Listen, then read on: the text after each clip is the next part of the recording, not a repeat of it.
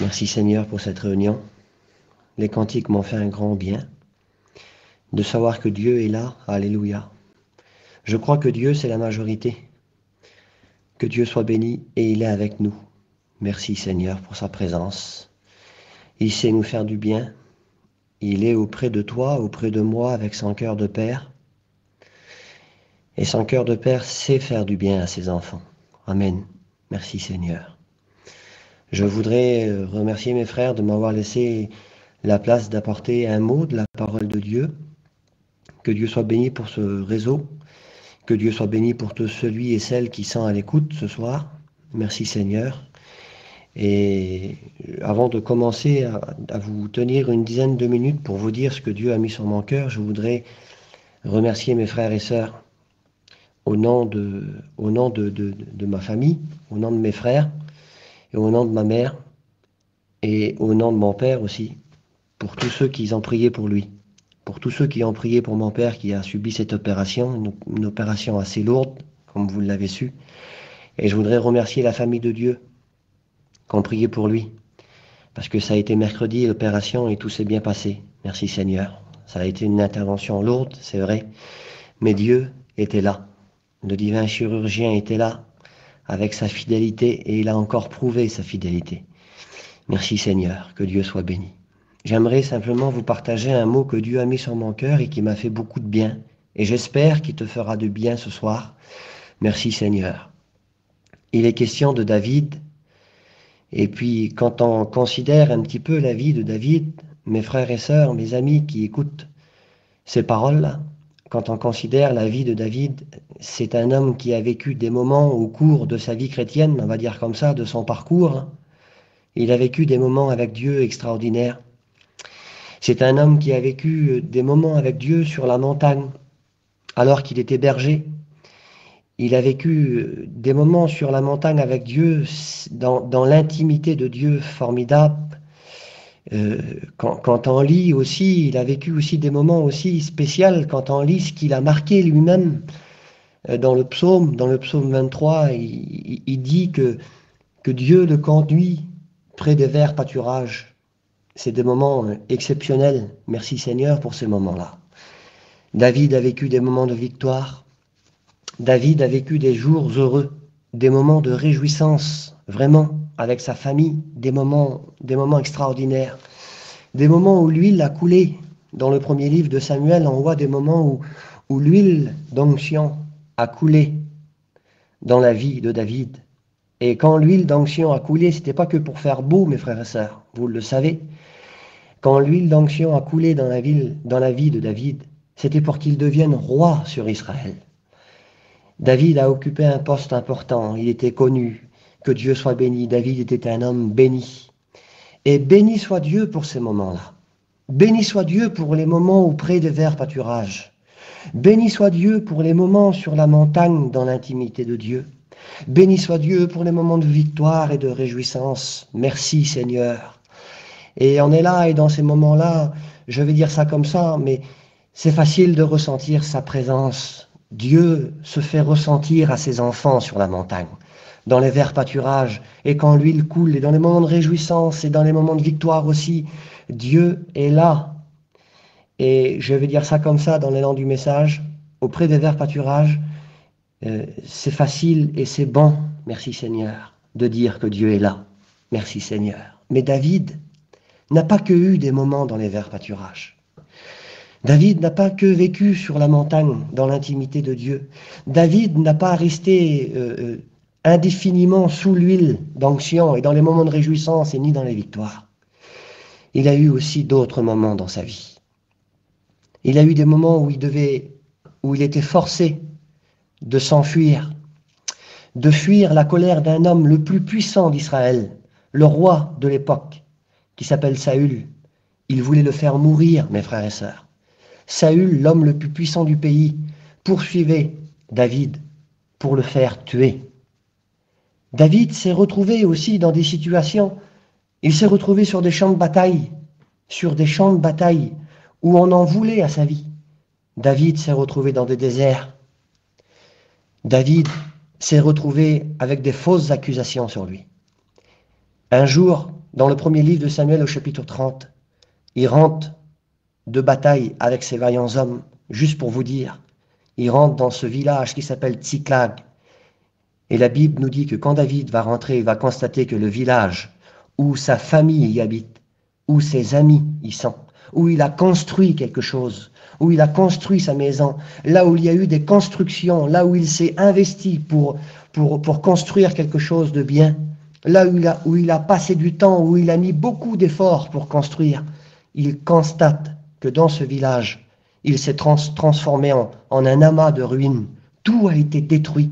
Tout ce que David a construit a été détruit par l'ennemi. C'est plus les verts pâturages là, hein.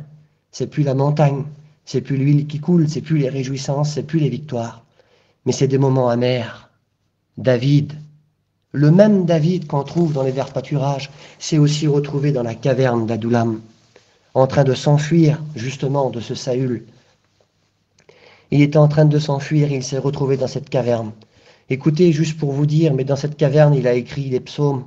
Il a écrit 2 psaumes. Et puis dans ce psaume-là, on lit, mais on ressent la détresse de David dans cette caverne. Pour David, la caverne d'Adullam était la caverne là où les pensées voulaient lui faire du mal. Là où les mauvaises pensées voulaient rôder autour de lui et lui faire du mal. Je ne sais pas moi. Mais peut-être que tu as connu les verts pâturages et les moments de victoire et les moments sur la montagne. Peut-être que tu les as connus, ces moments-là. Mais peut-être que tu es le David aussi, là où peut-être que tu es le David qui est en train de t'enfuir, tu es en train de prendre la fuite devant une situation où tu n'as pas la force de combattre. Peut-être que Saül aussi en veut à ta vie. Est-ce que vous comprenez, mes frères et sœurs? Il y a des situations dans la vie où ça ressemble, nous aussi, on se retrouve dans la caverne d'Adullam. Et dans la caverne d'Adullam, c'est la caverne de la peur. C'est la caverne des mauvaises pensées qui voudraient rôder autour de toi pour te faire du mal. C'est la caverne de l'incertitude. Je voudrais vous dire que dans cette caverne, David était incertain du lendemain. Dans cette caverne-là, David ne savait pas si demain il allait vivre. Il va dire même un jour à un de ses fidèles amis qui s'appelle Jonathan, il va faire cette confession qui va marquer son parcours, il va dire, Jonathan, entre la mort et moi, il n'y a qu'un pas. Il n'y a qu'un pas entre la mort et moi. Imaginez un petit peu la situation.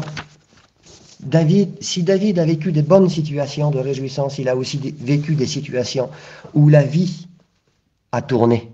Est-ce que vous comprenez? Et un moment de son parcours, que Dieu soit béni. Dieu va lui parler, mes frères et sœurs. Que c'est bon quand Dieu parle. Que tu peux être dans la caverne, que tu peux être dans le désert, que tu peux être au milieu du village qui a pris feu, comme pour David. Le village qui a pris feu pour David à Tsiklag, ça symbolisait l'échec. Peut-être que tu vis un échec. Peut-être que tu constates que ce que tu t'es tué à construire spirituellement, tes efforts que tu as mis dans ton foyer, dans le spirituel, le diable voudrait te faire croire qu'il voudrait y mettre le feu et que ça se transforme en un amas de ruines. Eh bien, David était au milieu de cet échec-là. Mais que Dieu soit béni. Dans le 2e livre de Samuel, chapitre 7, Dieu va parler. Et que c'est bon quand Dieu parle. Je voudrais te dire qu'aucune caverne, qu'aucun homme fort qui est peut-être à ta poursuite en te menaçant, en disant que tu vas mourir, en disant que tu t'en sortiras pas, personne ne peut empêcher Dieu de parler. Et il va le faire ce soir. Et Dieu a parlé à David. Que Dieu soit béni quand Dieu parle à nos cœurs. Il sait très bien parler à ses enfants. Et vous savez qu'est-ce qu'il va lui dire? Dans le 2e livre de Samuel, Dieu va dire ça à David. David, j'ai été avec toi partout où tu as marché. Que Dieu soit béni. Quand David était dans la caverne où tout voulait lui faire croire que Dieu n'était pas là, si c'était facile de croire pendant les verts pâturages, si c'était facile de croire que Dieu était là, croyez-moi que pour David, il était difficile de ressentir la présence de Dieu, il n'y avait plus de harpe, il n'y avait plus de cantique. Excusez-moi, mais il n'y avait plus d'ambiance dans la caverne. À Tsiklag, là où ça prenait feu, il n'y avait plus d'ambiance, il n'y avait plus de verts pâturages. Il était difficile de croire que Dieu était là. Il était difficile de croire que Dieu marchait à ses côtés. Et peut-être que tu vis cette situation-là, peut-être que pour toi il est difficile de croire, peut-être dans ta caverne, je vais dire ça comme ça, il est difficile de croire que Dieu est à tes côtés. Peut-être là où tu regardes, le visible voudrait te faire croire le contraire. Le visible, ce que tu vois à l'œil nu, le visible, ce que tu entends, voudrait te faire croire que Dieu n'est pas là. Mais la parole de Dieu est la même pour toi ce soir. Dieu te dit, je suis avec toi. Partout où tu as marché, j'ai été avec toi. Près des verts pâturages, sur la montagne, mais aussi dans tes combats. Alléluia. Dieu est avec toi. Dans ton désert, Dieu est avec toi. Alléluia. Dans tes peurs, dans la caverne, Dieu te dit, je suis là. Et je voudrais te le dire, moi. À l'hôpital, Dieu est là. Peut-être que tu es même confiné, loin de ta famille, dans des situations compliquées. Il a peut-être fallu que tu sortes d'un terrain. Il a fallu que tu te sépares de ta famille, peut-être à cause de ces situations compliquées. Peut-être que tu es loin, incompris. Je voudrais te le dire, moi. Dieu, celui que la Bible appelle fidèle, il est là. Amen. Il est là. Et tu n'as rien besoin d'autre. Dieu est ta seule garantie. Dieu est là. Et c'est Paul qui dit ça dans l'Épître aux Romains. Paul dit ça. Si Dieu est là, si Dieu est avec nous, qui sera contre nous? Le prophète Sophonie va dire ça aussi, que Dieu soit béni. Dans son 3e chapitre de son livre, au verset 17, il dit, l'Éternel est au milieu de toi. Amen. Et que ces mots-là puissent pénétrer ton cœur au nom de Jésus. Même si tu es dans la caverne, même si tu es dans ton désert, même si tu es à Tsiklag où l'ennemi voudrait mettre le feu à tes efforts. Est-ce que vous comprenez? Je voudrais te dire, la parole de Dieu voudrait te dire que l'Éternel est au milieu de toi, comme un vaillant héros qui sauve. Tu sais ce que c'est un héros, mon frère, ma sœur? Le héros, c'est celui qui ne recule jamais. Le héros, c'est que là où tout le monde fait machine arrière, le héros, c'est celui qui se dresse devant cette puissance et qui la fait reculer. Alléluia. Eh bien, l'Éternel est ce vaillant héros qui voudrait se lever au milieu de ton foyer, malgré tes peurs, malgré les menaces des tournures de la vie, malgré la menace de la maladie, malgré la menace des opérations compliquées qui voudraient te faire peur. L'Éternel est celui qui voudrait se lever. Alléluia. De la même façon qu'il a calmé le vent et la tempête, qu'il a menacé le vent et la tempête sur le lac de Galilée, il veut se lever sur la barque de ton foyer. Alléluia. Comme ce vaillant héros au nom de Jésus, il veut te prendre en charge, le Seigneur. Béni soit Dieu. Tu entends ces mots? Le Seigneur veut te prendre en charge. C'est Ésaïe qui dit ça, l'un des plus grands prophètes de l'Ancien Testament. Il va parler. Et je finis mon message. Mon message, c'est que Dieu est là. Mon message, c'est pas t'apprendre, mais te rappeler que Dieu est là. Alléluia. Il est là pour te prendre en charge. Et la prise en charge de Dieu, c'est celle-ci. Je voudrais faire la lecture avec vous, Ésaïe 46, versets 3 à 4. Écoutez-moi, dit Dieu. Écoutez-moi, vous que j'ai pris à ma charge dès votre origine, que j'ai porté dès votre naissance. Jusqu'à votre vieillesse, je serai le même, dit Dieu. Jusqu'à votre vieillesse, je vous soutiendrai. Alléluia. Je l'ai fait et je veux encore vous porter, vous soutenir et vous sauver. Béni soit Dieu. Merci Seigneur. Merci Seigneur. C'est la prise en charge de Dieu. Vous avez vu, on assure nos caravanes, on assure nos camions, on assure ce qu'on a, on met des assurances parce qu'en cas d'accident, on a besoin d'une prise en charge. Eh bien, je voudrais te le dire, mon frère, ma sœur. Pas sur ton camion ou ta camping ou ce que tu veux. Sur ta vie, sur ton âme. En cas d'accident, il y a une prise en charge. Et cette prise en charge-là, c'est la prise en charge du divin. C'est la prise en charge du bon berger, du divin berger. Laisse-toi te prendre en charge. Il veut te porter par ses puissants bras d'amour. Il veut venir se présenter devant toi, tout près de toi. Il veut venir, alléluia. Peut-être qu'il veut. Il n'est pas le roi qui reste sur son trône et qui commande, non. Il est le roi qui se lève, alléluia, et qui descend dans la caverne. Il descend, il vient sur ton désert, alléluia. Il vient sur le terrain de l'échec que le diable voudrait dire, toi, tu es dans un échec et tu t'en sortiras pas, ta vie chrétienne, c'est ça ne fleurira jamais pour toi. Il est le Dieu qui veut se Il est le Dieu qui veut se lever et te prendre dans ses bras. Il veut te prendre en charge. Et je veux vous lire ce dernier verset avant de terminer. Merci Seigneur. Merci Seigneur. Voilà la prise en charge de Dieu. On lit la Bible. Ésaïe, chapitre 30, verset 18.